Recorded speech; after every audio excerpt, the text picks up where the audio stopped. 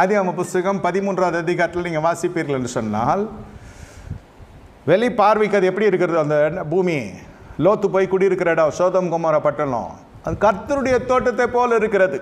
மோர் advantage. எப்படி திரும்பினா bus stand, எப்படி திரும்பினா ரயில்வே ஸ்டேஷன், அந்த மாதிரி நம்ம சொல்கிறோம் இல்லையா, எல்லாத்துக்கும் கிட்ட இருக்குது, மெயின் ரோடு பக்கத்தில் இருக்குது, அப்புறம் ரோடு எக்ஸ்டெண்ட் பண்ணுறேன்னு இடிக்கிறான், எவ்வளோ விஷயம் நம்ம பார்க்குறோம். இது இவனுடைய பார்வைக்கு ஆபிரகாமை விட்டு போனால் போதும். கையில் பணம் இருக்குது, நிலம் வாங்கணும்.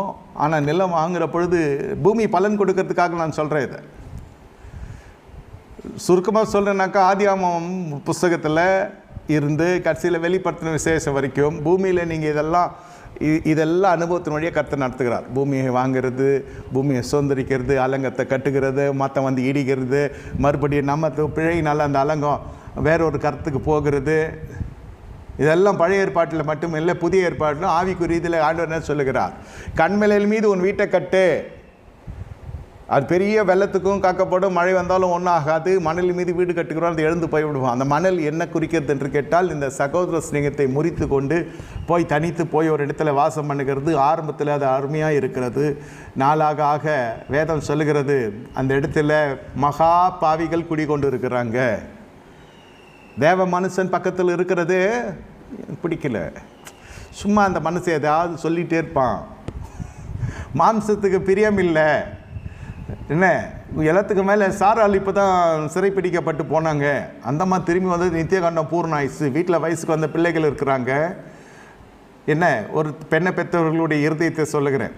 இந்த கிழவி மேலே அவன் ஆசைப்பட்டானா, குமரி இவன் அண்ணனுடைய மகன் தான். லோத்து அண்ணனுடைய மகன், ஆபிரகாமுடைய சகோதரனுடைய மகன். அண்ணனோ தம்பியோ சகோதரன் போடப்பட்டிருக்குது. அப்போ அவன் மனைவி, அப்போ மகன் வயசு, அப்போ அந்த லோத்தனுடைய மனைவியுடைய வயசு, அப்புறம் அந்த பிள்ளைகளுடைய வயசு, இதெல்லாம் கால்குலேட் பண்ணி பார்த்தீங்கன்னா, இப்போ 65 வயசு கேள்வியை தூக்கி கொண்டு போகிறான்னா, இப்போ இதுங்க வயசெல்லாம் எவ்வளோ கம்மியாக இருக்கும்? அப்போ இவர்களுக்கு என்ன பாதுகாப்பு இருக்குது? இந்த மாதிரி நெருக்கமான பகுதிகளில் தேவன் என்ன செய்கிறார்? உங்கள் விசுவாசத்தை கனப்படுத்த விரும்புகிறார். ஐயா, நாளைக்கு எல்லாம் இது மாதிரி ஆயிடுச்சுன்னா, ஏதோ ஒன்று ஆச்சுன்னா, நாளைக்கு எதோ ஆச்சுன்னா ஆர்ட்ட போய் கேட்குறது எவ்வளோ பெரிய நஷ்டம் நமக்கு. இது எல்லாம் என்ன செய்கிறது என்று கேட்டால், இவர்களை அறிவு வேலை செய்ய ஆரம்பிக்கிறது. எல்லாம் கரெக்டு தான், எல்லாம் நீங்கள் சொல்கிறதெல்லாம் சரிதான். ஆனால் இந்த இடத்துல ஆவிக்குரிய ஒரு சகாப்தம் இருக்கிறது. அது என்னவென்று கேட்டால்,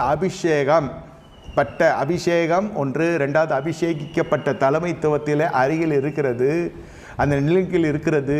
நமக்கு ஒரு பெரிய